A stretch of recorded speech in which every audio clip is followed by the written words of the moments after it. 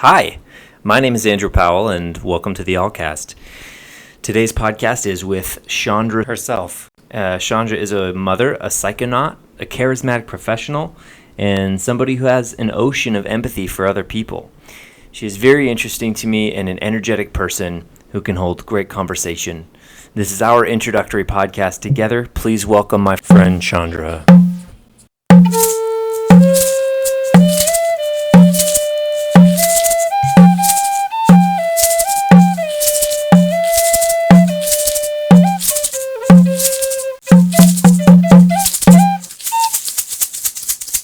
Hi, Shaundra. Hi. My name is Andrew.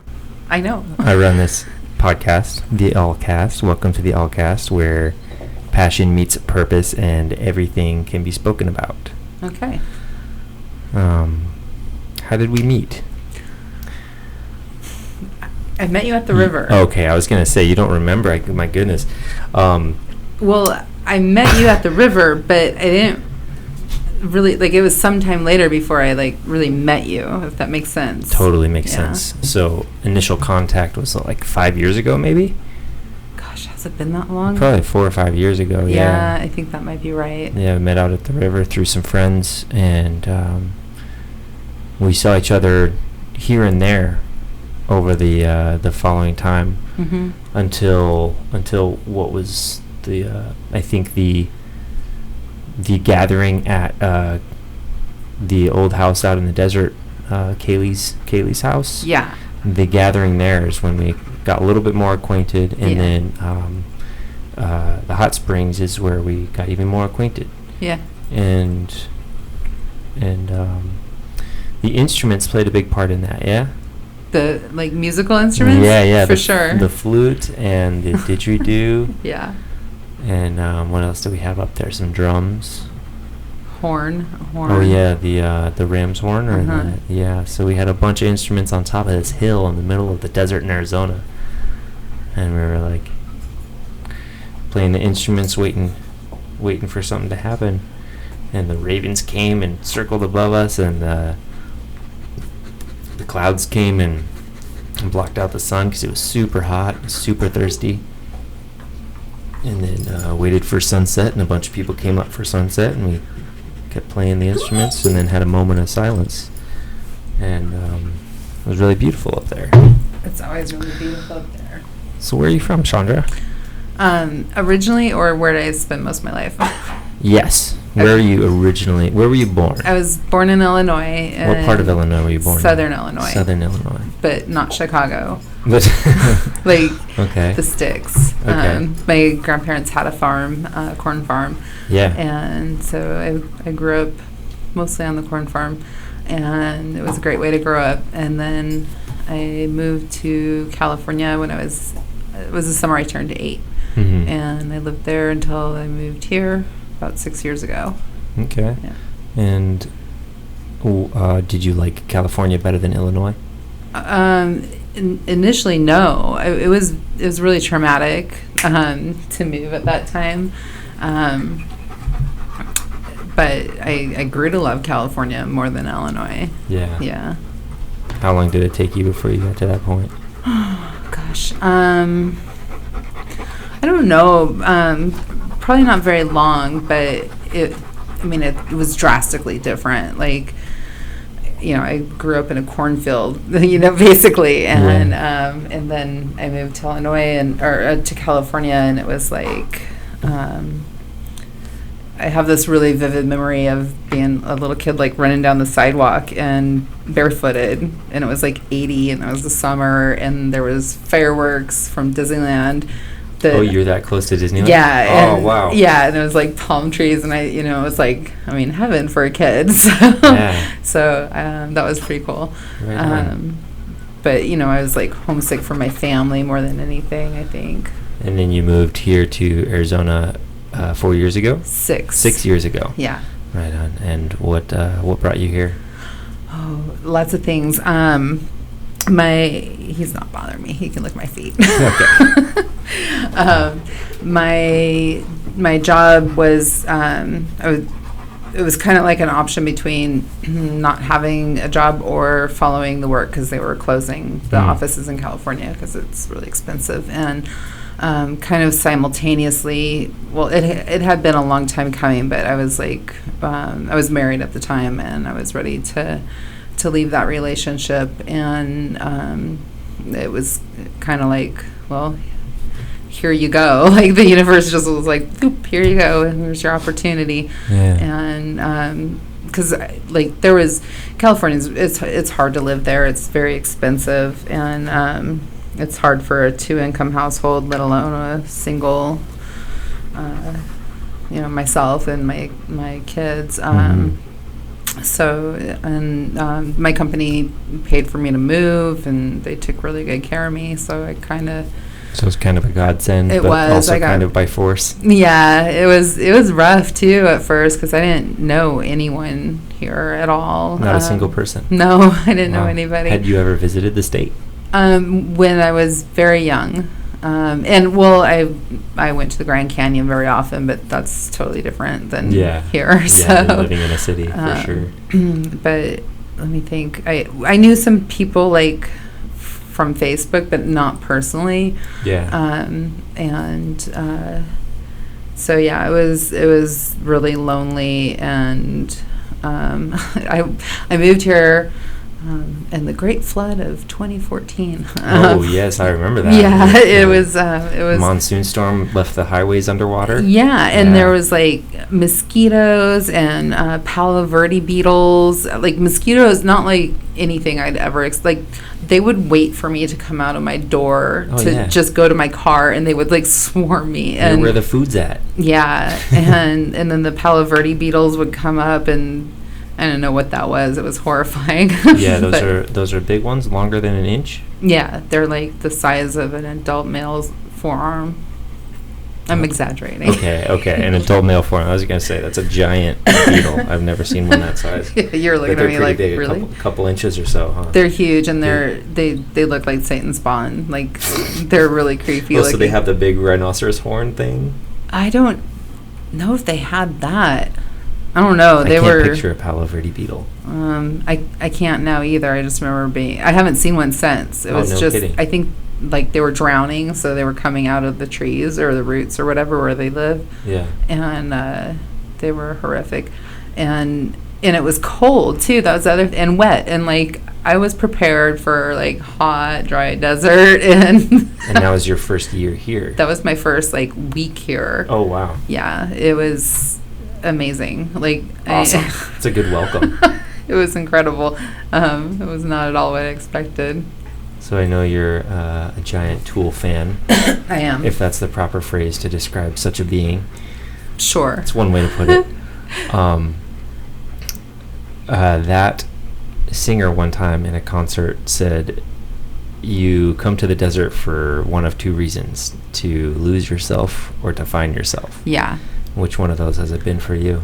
Definitely finding myself. I didn't come here for that, though. I didn't know why I was coming here. Yeah. And but it was like, it was actually, I just had my my anniversary at work, and they asked me to share a story, and this story is not relevant, but it, like, the realization came to me as I was telling the story is that moving here, it was very traumatic, but it was the best thing that's like I ever could have done for myself ever. Definitely found myself here. Yeah.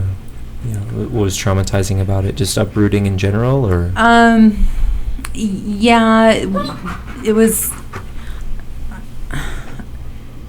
I mean, oh gosh, I don't even know how to answer that without like telling my whole life story. No, but you don't have to. If you like to, we have plenty of time. But I had never been alone before, like ever. I had never been completely on my own like that, which is weird to say because I have been alone, just not like that. But it was just moved here. Learning to be self-reliant. I mean, it was everything. Like, I'm trying to think of I have an example. I bought this bookshelf, and because I had no furniture when I moved here. I just had like a mattress on the floor and a whole bunch of boxes. and it was really depressing. And I bought a bookshelf. That was the first thing I bought. And I was trying to put it together, and it was like, I had never really realized how much I relied on my dad, and it was a stupid bookshelf, and it took me 3 trips to Home Depot just to get the right screwdriver, and it was very frustrating. But like once I got it built, it was so like victorious and empowering, and kind of everything was that way at first, and now like I forget that like I'm so used to doing things myself for myself that when somebody else like tries to do something, I'm like, oh okay. Yeah.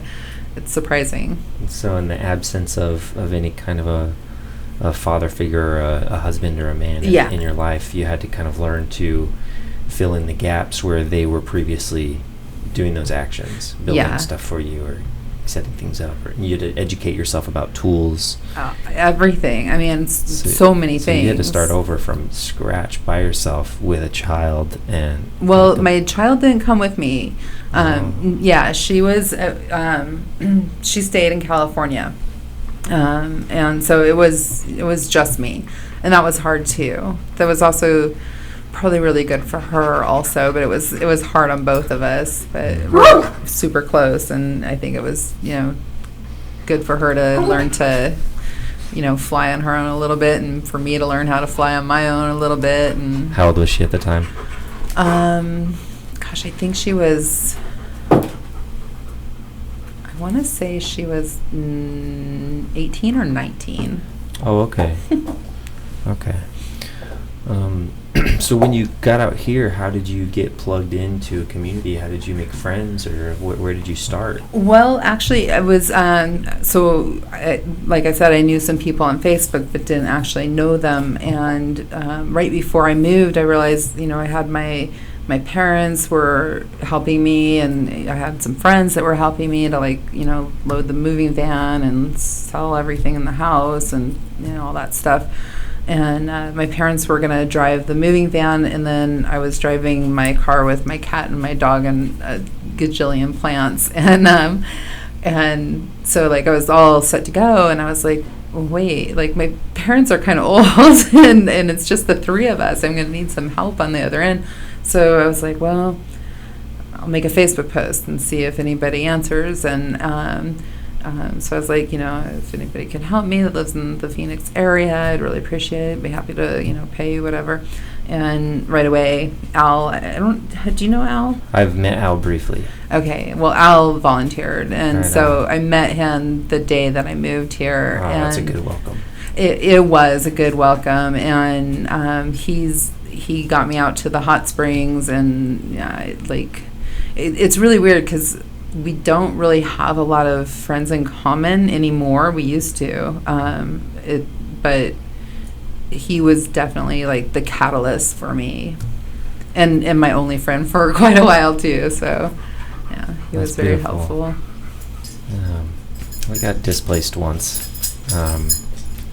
kind of when I was 17. I graduated high school when I was 16, and then joined the Army 2 months later. When I turned 17, my parents signed the waiver for me to go, and so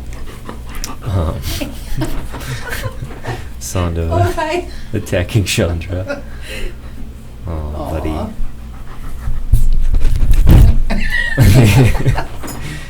So were you not getting any attention? I know a little bit of what it's like to restart and reset without knowing any people, except in this place it's a kind of a forced, this is what you're going to do it all these times a day. Oh my goodness, so you're a puppy. Yeah, he's such a puppy.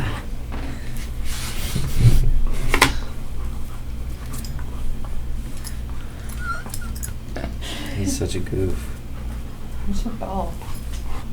Where's your ball? Don't bite me.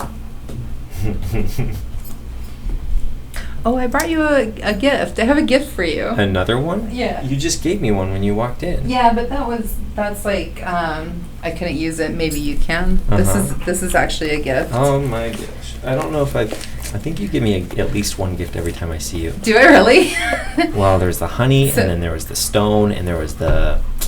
What else? There's been a handful of things. This is like a stone. It's a stalactite, and I thought you could use one. This is a stalactite. Yeah. And it is shiny. It like it's crystalline. It's got they crystals. hang in caves, you know. Yeah. Oh, yeah. I know. Yeah. Okay. Where is this from? That is from what's the name of that place? It's in Arizona in like the. Is it the big one in the south? Yeah. What is that? Karchner Caverns. Karchner. That's the big one that's underground. I think that might be it. The main one. It's by Tucson. Yeah. Well, it's past Tucson. Past Tucson. This may be past Tucson. Yeah. Past Tucson on the way like toward Bisbee. Yes, it's on the way towards Bisbee. Okay. It's from there. This is from there. Yes. Holy cow, I've been inside those caves and they're the most incredible, most miraculous things that I have. They're amazing. I would pay a lot of money if I had the ability to go into those caves by myself and have them shut all the lights off and just sit there and listen. Because when I went on the tour in there, they showed us a couple different spots where there's water dropping. Yeah. And that's what forms stalactites and stalagmites, and but they don't allow any kind of private tours at this time, anything like that. Really? But that place is absolutely a gem. It is. It's neat. And what's I think is so cool about those is like they'll just keep growing and do their own thing until they get touched. As soon as they're touched, then they stop growing. I didn't know that. Yeah, even if the water can keep dripping. That's why they don't let you touch anything in there.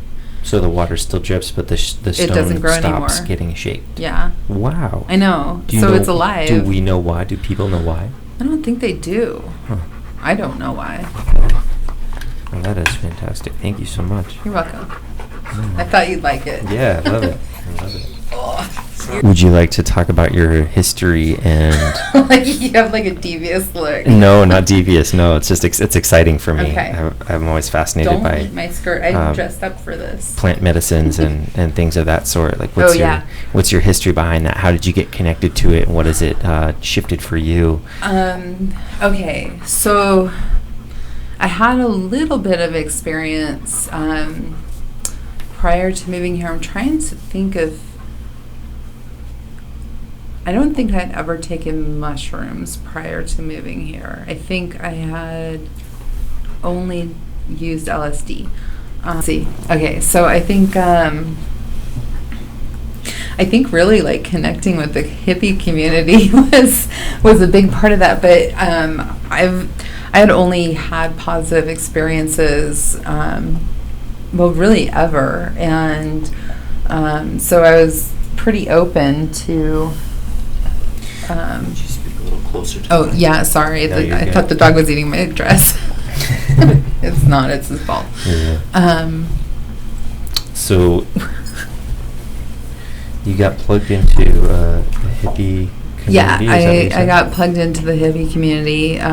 Through the hot spring? Through the hot springs, through Al, which that whole, like, everything about that has evolved as much as or more than I have, which is kind of interesting to have like witnessed that. But I had only had positive experiences with psychedelics, so I was pretty open to trying different things, and I still only had positive experiences. Sometimes they're difficult, but never. Like, people talk about bad trips, and that's not something that's relatable to me at all. I've never had anything, like, horrific or felt like completely disconnected, except for DMT. That was a different story. And really only one time that it was that when I came back, I literally couldn't speak. All I could do was just sob for like 30 minutes. I was just wrecked. And it was almost demonic. It was really an uncomfortable experience. But that wasn't my first time nor my last time at DMT. So thank goodness, because I don't think I'd ever have done it again. What makes you say it was demonic? What is that sensation or that experience? Well, DMT is difficult to speak to because it's so another realm. It's another reality, I guess. And for myself, like, I'm completely disconnected from my physical body during the experience. And this time, I was still disconnected from my physical body, and yet, well, I experienced what I believe was death, and it was just vast nothingness. It was nothing at all, just not like darkness, not light. It's kind of, it's an interesting concept because you don't experience nothing, like in this form ever. Even in silence and darkness, there's still kind of something. There's still something, there's, like, darkness is something. And silence is something, and so nothing was very, it was... It's like the opposite of perceiving. Yeah, I'm trying to think of the right word for it, because it wasn't... That's a tough one. Yeah, it wasn't... Like, the words that are coming to mind all have kind of a negative connotation, and it wasn't that way. It was, like, I want to say it was alarming. It was arresting, but it wasn't negative. It was just what it was. Yeah. And, but when, and I was kind of at peace with it, like, in that space, it was nothing or not existence. That was okay with me. That was okay with me, and then the DMT started to wear off, and I sensed myself coming back to my body, but there was something holding me there. Holding you in that nothingness space? Like, literally physically holding me, and in that space, but also, like it hurt. It was my left arm, and it hurt, like, a lot. And I was kind of in this like, I had this thought pattern where I was like I'm okay with being here, though, like, because I felt like I needed to fight to come back to self, and I was like, I don't really feel like putting forth that kind of effort, and because I'm okay with this. And I remember feeling like I didn't really feel like putting forth the effort to come back to self, because I would have to fight for that, and I was like, but why? But then, I mean, there's reasons. I have kids, I need to be here, and that was my next thought. And so then I'd, like, start to, like, struggle and, like, try to, like, bring myself back, and I don't know how else to describe it other than, like, an entity holding me down. And it was physical, but it was also, like, on that DMT level too. Yeah. So did it feel like it was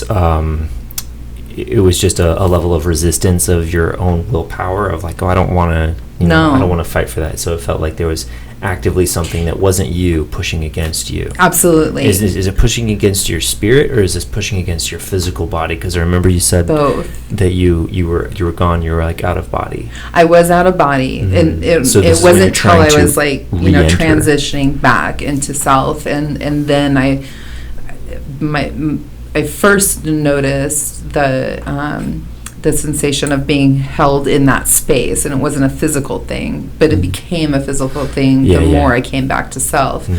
And my arm from my shoulder to my wrist hurt for, like, days after that too. Wow. I know, it was really kind of eerie. And was that muscular, or was it the nerves, or was it, what part of your arm hurt? Was it hard to bend your arm, or was it just sore? The muscles hurt, but it also, and there wasn't any bruising, but I felt like I was bruised. I I know it sounds crazy. I do. I realize it doesn't sound crazy to me. No, okay, good. No, it doesn't. So it sounds to me like you were trying to re-enter your body to come back to this plane, and then there was something holding you back from doing that, preventing you, wanted to keep you there or keep you away from here, or I something. think that it did want to keep me away from here, but I think that it was also like, what's it worth? Like, what kind of effort is it worth? Because I struggle with things sometimes, and I mean, I have reasons that I need to be here, and it's never an option to not be here and be present. But I mean, I think everybody has like suicidal thoughts from time to time, and bleakness and so forth. And I think it was really like because I didn't have any effort to give, and it really was demanding an effort from me. Then you thought of your purpose, like your reason. I did. I thought of my child. So your purpose is kind of the thing that anchored you here. Yes. You having a purpose in this place. Mm-hmm. Beautiful. Well, you described it as a demonic thing. Now, did it seem like there was an ill-willed intention with this? Yeah, this it experience? Seemed. Okay. I'm going to say this word wrong. Malevolent. Malevolent. Malevolent. Okay. That's it. Thank you. Right on. Yeah. Well, DMT. And it's funny that I'm like using that as like. What I'm going to talk about. It's just that was the most intense DMT experience that I had. I've had some others that were incredible and beautiful, and just that was like love. And in fact, prior to that experience, the experience prior, when sometimes I can't launch. I have very great difficulty actually launching. Like leaving your body. Yeah, like I mean, I feel it right away, and it's like beautiful, and I get visuals, and I get the sensations and stuff, but I can't get through. I can't get through, and it's very difficult. So the time prior to that I was able to actually get through was just like this love fest. So I was really going into it expecting that again, and it was not that at all. And it really kind of, I feel like DMT kind of lifts the veil, and there's, I hate to use the word evil because it smacks of religion to me, but I don't know what else to call it. Like there's dark and light, and there's a phrase, a couple words that I've heard that is like resistance as being evil, like the thing you're fighting against. It's resistance, and then I would say shadow. Shadow, okay. Yeah, so shadow. There's always opposites, and right. In order to experience anything, we need to have that contrast. Yeah, you have to have a contrast. Yeah. Mm-hmm. And I think that, I was showing that in very graphic detail. Yeah. So there's a lot of imagery associated with this experience when you're trying to come back in your body, or was it? No. No, it wasn't. No, it was just. I don't know. It seemed like death to me. Like it did. It seemed like, all right, well, this is what death is like. It's so you're like out of your body, and you experience what you believe to be the experience of death, and then you have to choose against death to come back to your own life. So I actually died once. Like actually? An actual. Like you had to get zapped in the chest to get brought back? Almost. I was in the hospital. I had just had a surgery, and they had me hooked up to morphine, and I had this button that I could push whenever I was conscious or felt pain or whatever. I could push this button, and it had like a timer so that I couldn't give myself too much. Mm-hmm. Well, it wasn't set right. Oh man. And I don't know if you've ever had morphine before. No, I have not. Time does not exist whatsoever. You're just in this haze. And so and I liked it. I liked it a lot. So you're hitting that button as much as you Oh could. yeah, I was like, I don't want to feel nothing. I just want to keep hitting this button. So Do you know what the duration of the timer is supposed to be normally? I don't even Probably know. depends on the operation. I think it depends on like its calculation, like body weight and all this age, whatever. Yeah. But in any case, I just wanted like hit me again every time I like kind of came to a little bit. I was like, nope, I don't want to be here yet. Question. Yeah. Now, were you hitting the button because you were trying to get away from pain, or were you hitting the button because you're trying to go toward a certain sensation? Sensation, for sure. So you're going toward that sensation of what it feels like to be on morphine, as opposed to hitting it to escape the feeling of pain. I didn't have an opportunity to like really experience that pain. I knew there was pain there, but the morphine was on board like when I woke up, right? Okay. So but hitting that button was not about the pain. It was definitely about like, this shit's good. Yeah. Yeah, I liked it a lot. Opiates are something that I know to, like for myself, that's something I can never really play with. Yeah, you got to stay away from it. Yeah. It can be dangerous. I had a friend who was addicted to opiates for a long time, and he ended up moving into heroin and passing away from using that. And it would be the end of me, for sure. Yeah. No question. Yeah, it's interesting. This actually, after I saw you last week at the river, I was out longboarding with my dog and ended up wrecking and having to go to the ER for my shoulder. That day after that Friday. So we were going really, really fast in the parking lot over here at the park. We go up a wheelchair ramp and then atop the sidewalk over into the grass. Going down into the grass, the wheel catches and I start sailing through the air, and I come down and land shoulder first, like a spear. And it was the most excruciating pain that I've ever experienced. I couldn't move the whole shoulder arm area. I was in shock, and it was the worst physical pain I've ever experienced. I couldn't believe it. Yeah. Long story short, they put me on hydrocodone and send me away from the hospital to go see a specialist in a few days. And I took those pills for a couple of days, and at like the beginning of the second day, I was like, oh, this isn't good. Yeah. This isn't good. So and right away, too. And what sucks is that, like, that kind of pain, it warrants something, useful against it. So it's necessary. But at the same time, like, it's more than just fixing the pain. There's something in your head that's like, oh, yeah, I like that a lot. Yes, exactly. Exactly. It has its place for the physical pain, but for sure. The mind likes to latch on to that. Absolutely. Oh, this is a consistent ability to feel really good. Really good. Consistently. Well, that's just it.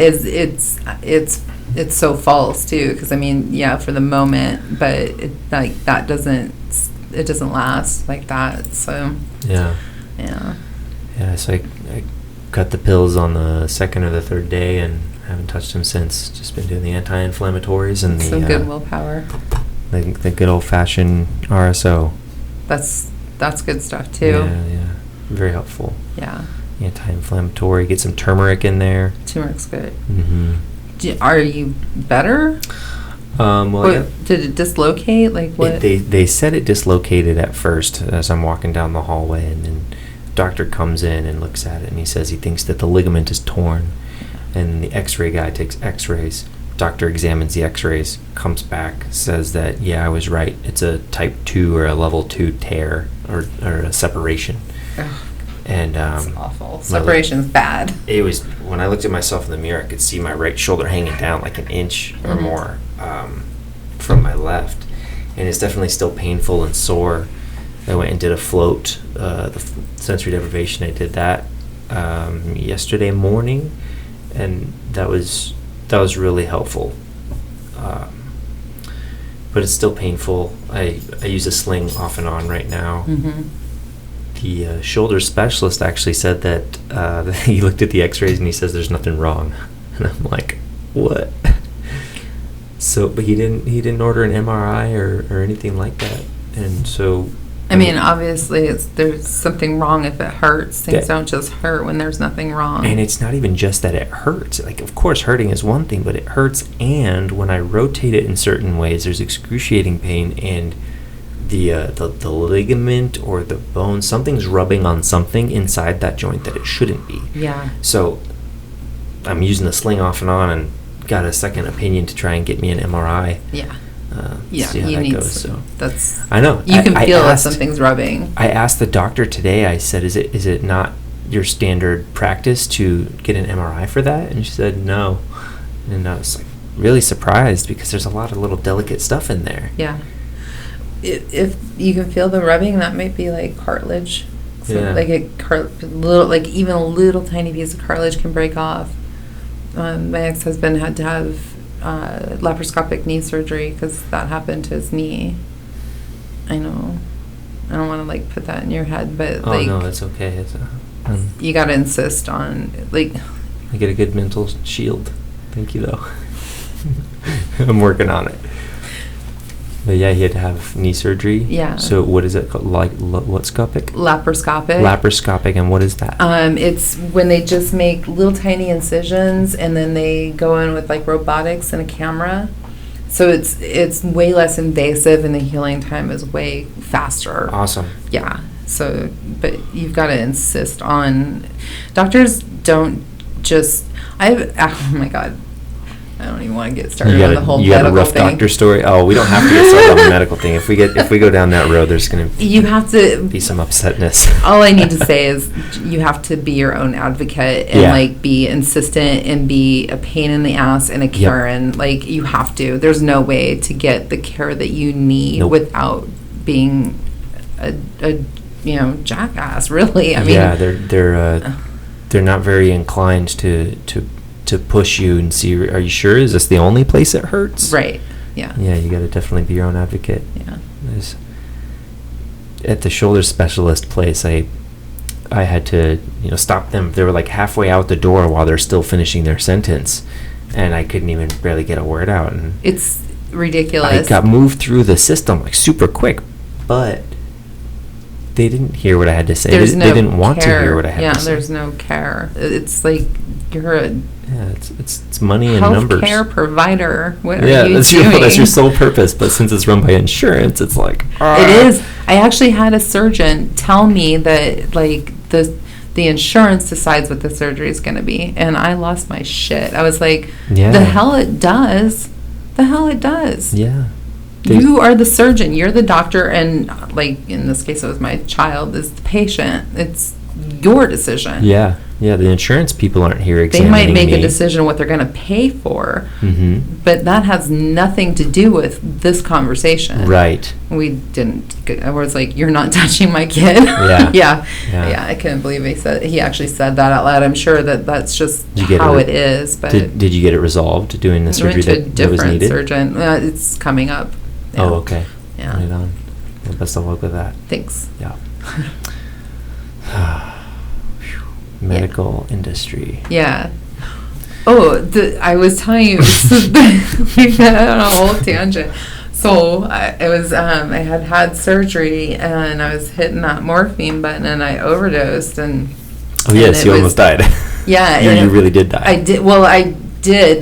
They were when I had to fight. Like it was sheer force of will, and it was like I remember feeling like so peaceful and just being like, oh my gosh, it takes, and I knew like things were like shutting down. I could feel like my organs and stuff, and I was like, yeah, that takes way too much energy to like, breathe and and like for your heart to pump. I mean, it's an involuntary muscle, they say, but bullshit, I say, because like I made it pump. Start again. Yeah, I was like, no, because back then my kids were just little, like I want to say probably 2 and 3, and I was like, oh no, like, this is nice, but like, I'm a mom. And so like I fought to like, get things working again. And when like I started to like kind of come back, they were in there with a crash cart, like ready to like shock me and stuff. And it was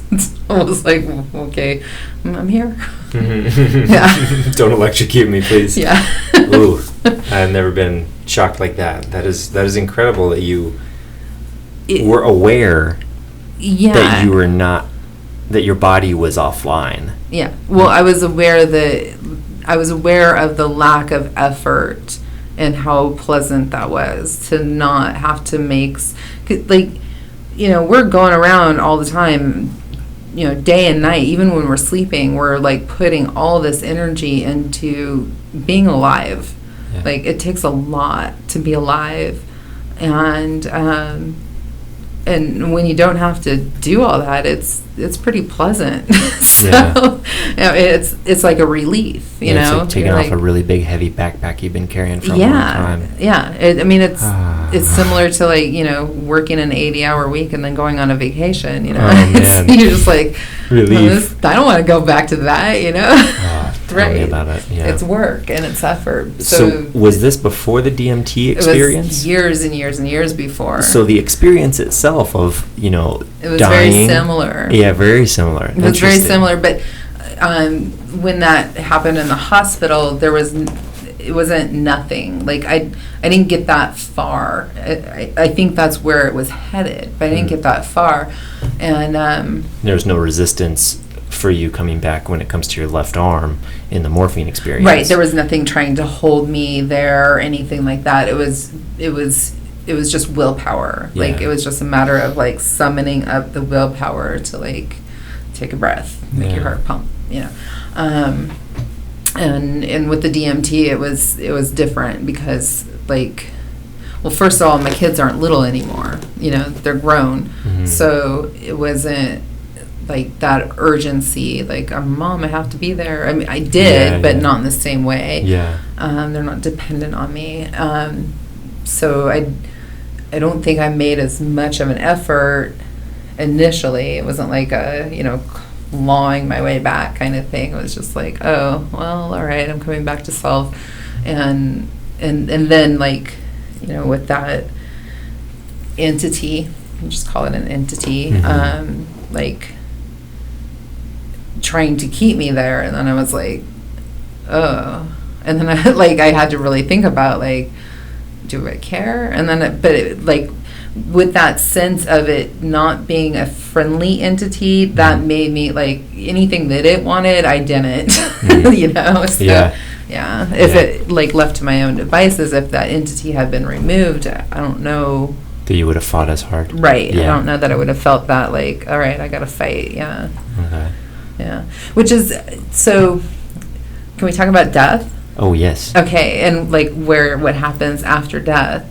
So I'm an I don't knowist. Like, I'm not any like I spent some time in a cult that was Christian based, and I was very like brainwashed into that, and I was out of that element at the time that when, are you writing a note, Colt? I am writing a note. that usually gets some attention. I was out of that element when that incident with the hospital, but a lot of that was still in my head. And it's interesting how, like, when you get indoctrinated like that. How old were you? It was my last 2 years of high school, so 16 to 18. And I was, like, my whole early life, on and off, was, various forms of Christianity is a prominent part of my childhood, my growing up. But the cult was on a whole different level. Mm-hmm. And so I remember, like when that happened, really kind of thinking about, like, I had never considered that when you die, there might be nothing. I thought, well, you go to heaven or you go to hell. Yeah. Or maybe you come back and do it all over again. You know? There's always this idea that there is something afterward. There's something afterward. Like in fast forward to the last several years, and that we're all energy, and so like energy doesn't stop, it has to go somewhere. So where does it go? But I mean, I went nowhere. It was nowhere. It was nothing. Like a dissolving. Dissolving a dissolution into nothing. Well, because you didn't. What's interesting is because like my conscience. Your consciousness. Thank you. My consciousness was there. Yeah. It was just in nothing. Yeah, you're aware. So maybe there's like a holding tank of nothingness. I don't know. I like that. That's cool. You're aware, but you're there's no awareness of your body because it's not there. The body wasn't. Yeah. The body was so not a part of my reality that. Were you aware of sound? No, but okay, that's a really great question because so it was the trip sitter. I had a trip sitter, and which is because I can't launch by myself. Like my body doesn't want to do things. No, it doesn't want to like I can't continue to smoke the DMT because my body won't cooperate with me. Yeah, it stops operating. I separate from it first. Yeah. I'm very not attached to my body apparently. Mm-hmm. So I had a trip sitter, and which is how I actually was able to launch. And this trip sitter was playing music, and it was. Are you familiar with Fever Ray? Is that an artist? Yes. No, I'm not. Okay. Well, he was playing Fever Ray, and this album and this particular song have been like super like special to me. Well, it was already, but even more. Like, what's the name of the song? Okay, so I want to tell you the words of the song because yeah. So I believe that the music was playing the whole time, but I had no awareness of it until I started to come back to self. And she was singing about I'm not done yet, and it was like it was very helpful, very very helpful, and like to come back because I was like, yeah, I'm not done yet. Like, no, this is a separate experience from the demonic one. No, this is the demonic is during one. That one. This is like at the end of it when I'm trying to come back and I'm like fighting, and she's singing about you're not done yet. I'm not done yet, and I was like, yeah, and because that was absolutely correct. I am so not done yet. So what are you not done with? Living. I love being alive. I know I just said like, I don't know, 10, 20 minutes, whatever it was ago that, I like struggle sometimes, and I think really everybody does. I think a lot of us do that. Yeah. I do. And you have like those, times where it's just, it feels very hopeless, and your mind starts to like, think about things and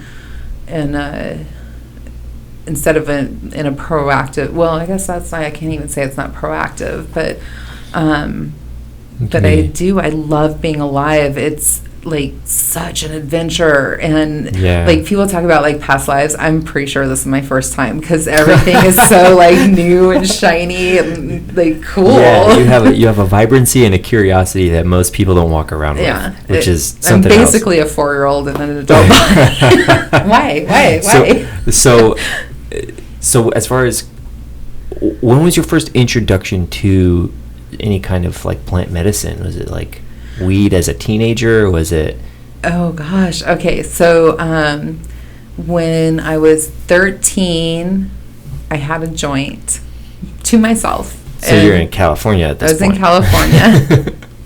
And I mean, I was really just so naive and innocent and didn't know shit, which is funny considering like the reality I grew up in and the neighborhood and whatnot. But so I had this joint, and I remember sitting at it was my current, now he's my stepdad. At the time, he wasn't my stepdad. My mom was dating him.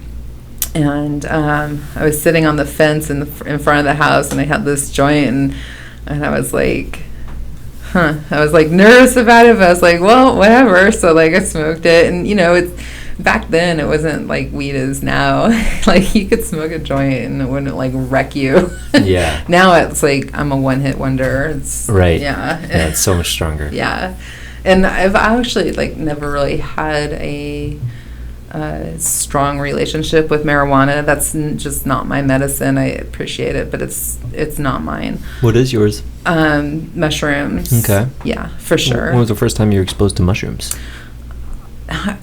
See there, I think that it was since moving to Arizona, but there may have been one time. I Nothing. can't remember for sure. Nothing real extreme that obviously sticks out to you. No, well, I had done acid a few, like, I don't know, maybe 10 times prior to when I moved out here. So that's why I'm like, I'm not sure if in one of those trips I had mushrooms instead of acid. I just kind of can't remember. Yeah. But acid was really like my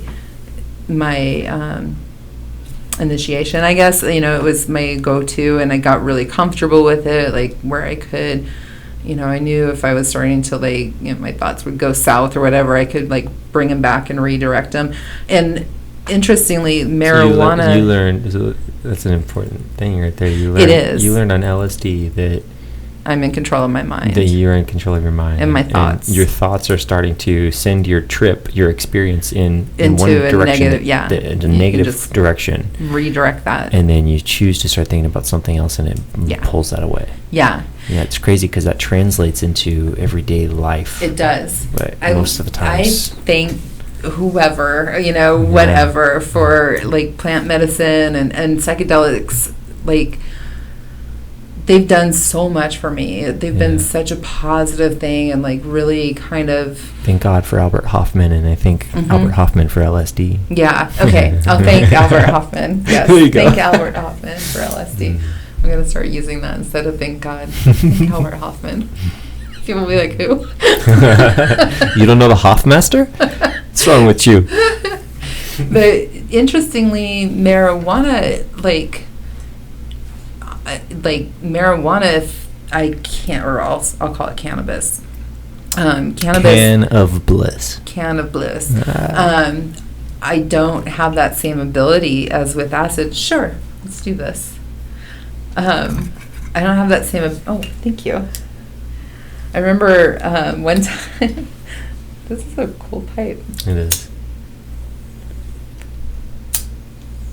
Oh yeah. Hang on, I'm gonna use my fire. Cool.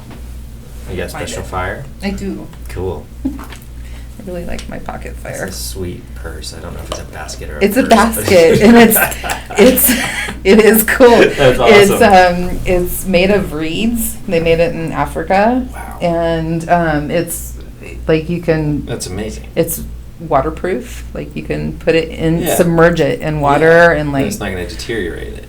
No, and That's you can nuts. hang it up to dry, and like I have mini baskets like this in different sizes and stuff because I love them. And you get them all from the same place? Mm-hmm. Yeah, the farmer's market downtown. Okay. Michael and his mama goes to Africa and buys these and brings them back, and they sell them there. And cool. I'll go today. I went and got some creosote after the storm this morning. Nice. Went and gathered some creosote and. Just I can rinse it in the sink in the basket and get it all clean and then bundle it up and hang it to dry. Oh. Yeah. Think of that.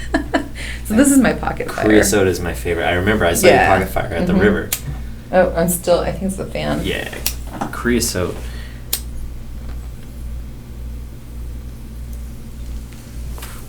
Creosote is one of my favorite plants. It smells like desert rain. It does. I sell it on Etsy for $4.44. You sell it on Etsy? Yeah, Cool. I had an order for 2 bundles, and that's why I went and gathered it. Plus, it had just rained, so it's perfect. Oh, marijuana. I was gonna say that's gonna get me really chatty, by the way, which I guess. Okay. Perfect. So you're talking about marijuana. I don't have the same. Well, now I have a better relationship with it, but I never had the same relationship, like the same ability to redirect my thoughts, and that's why I never liked it for a long, long time, because it would get me in my head, and I'd start like. I remember when I was still married, my kids were still fairly young, and my ex-husband smoked cannabis every single day that I knew him.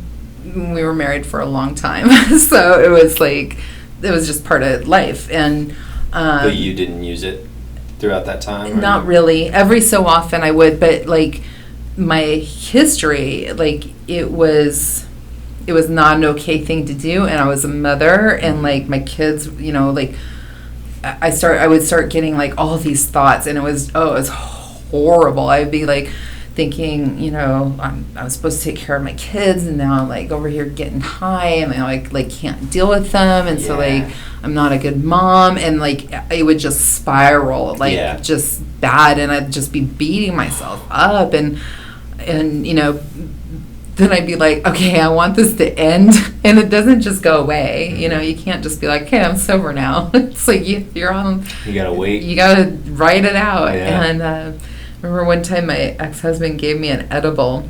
Uh-oh. Yeah, and so I took it. We both took edibles. We both took it, and then he was like, I'm gonna run to Jack in the Box and grab something to eat. And I was like, okay. So like we're sitting in our bed upstairs, and I think we're watching TV or whatever, and he leaves, and like time's passing, and he's not back, and like I am freaking the fuck out, because like in my head now he is dead on the side of the road, and the cops are gonna come any minute, knock on the door, and I am fucked up. I don't even know if I can get downstairs to answer the door, and then they're gonna take my kids, and I mean like and so like that's he finally comes back, and I'm on the bed in fetal position just sobbing. Like I was wrecked. Oh man. He was like, what is wrong with you? And I was like,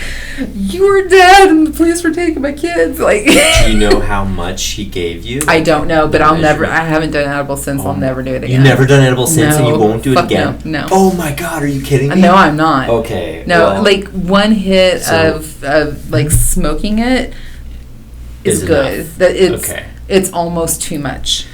Yeah. I totally understand that. I'm incredibly sensitive when it comes to things like that.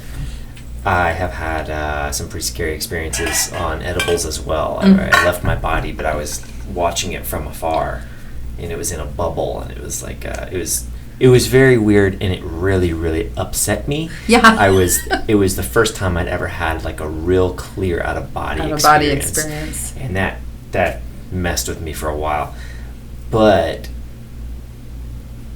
the first time I used cannabis was when I was 22. I'm 29 now. Throughout that time, I have experienced that there's a major difference in the high of, I don't know why it's always called a high. It's not, you don't always feel high. There's a shift. That's just it. Like I feel different. And I like to get high, but it doesn't always make you high. Right. Yeah, and I don't like the rest. So there's a difference in the feeling of smoking cannabis and eating cannabis. Yeah. So I have had some really, really beautiful creative flow experiences after eating cannabis. But the majority of the times that I have ever smoked it, it has led me to like a hyper reflective state, to the point of you know, where that guilt comes in, or that anxiety about things that haven't even happened.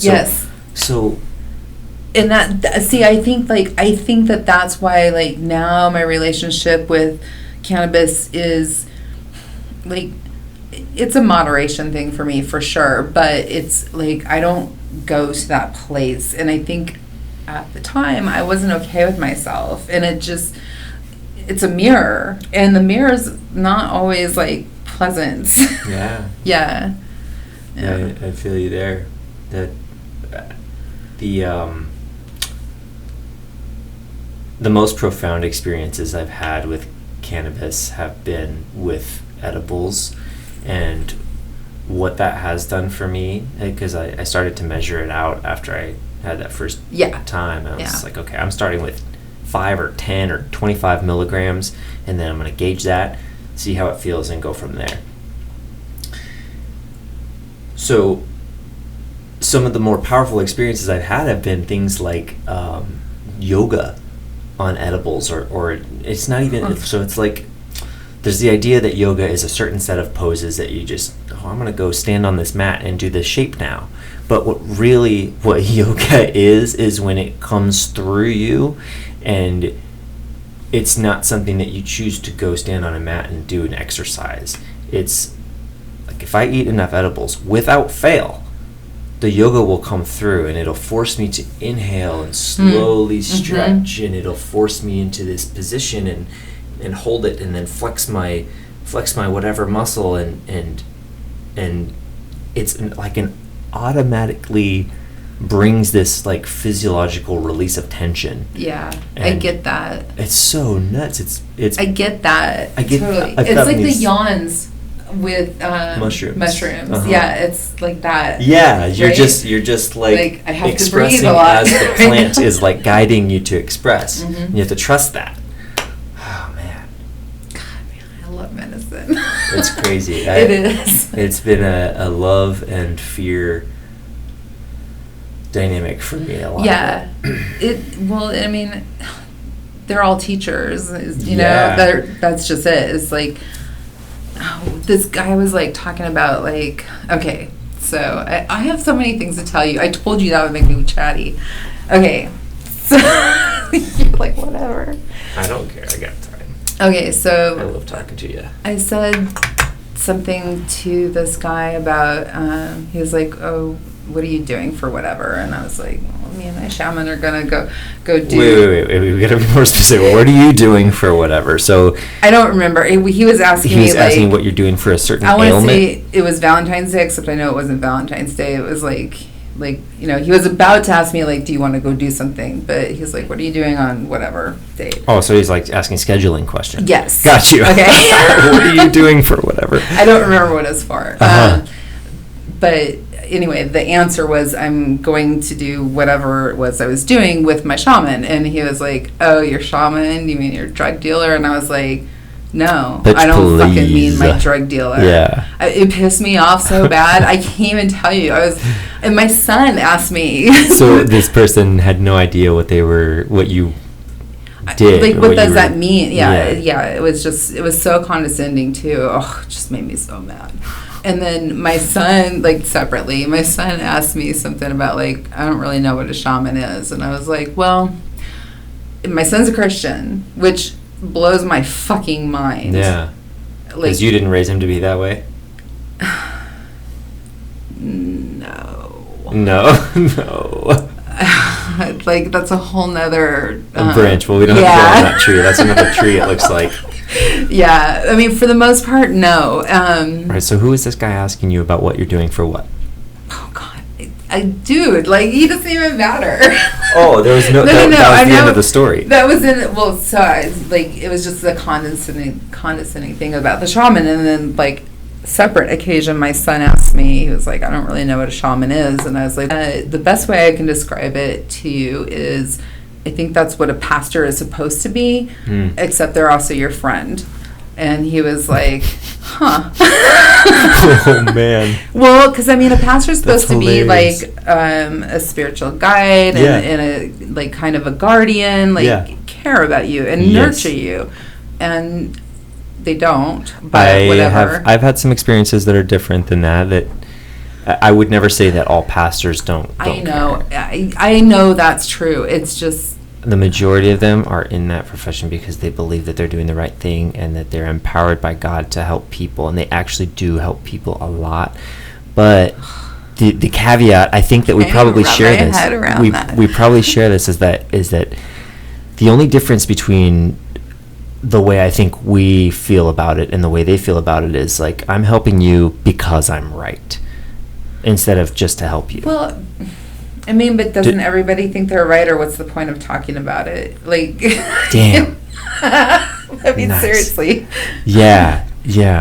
So So maybe ulterior motive is the way to put it. Like, well, I'm helping you because God, or because Jesus says to help. No, I mean, I guess we've just had really different experiences. Yeah. We got to talk about your cult Christianity. Oh my goodness. We don't have to. But can we have a break first? Totally. Okay. Awesome.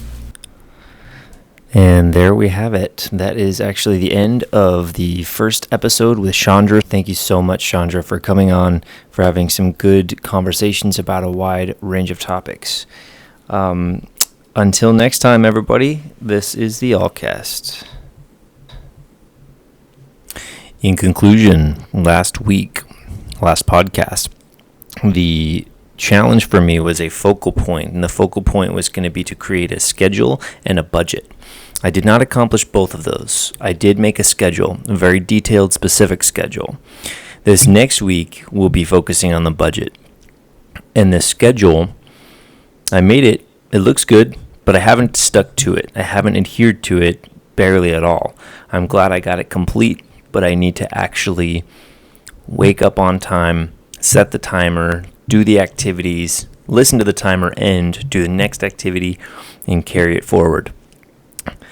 So this upcoming week, I'm going to formulate a budget, a savings plan, and focus on sticking to this schedule.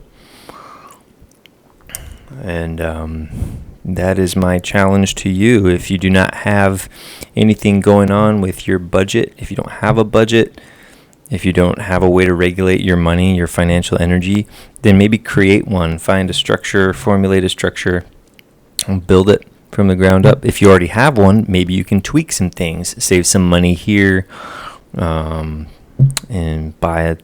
I don't know. Do what you're going to do, but do something this week to improve your financial state. Maybe you have to go play music on a corner. Blessings to all of you. I'm Andrew Powell.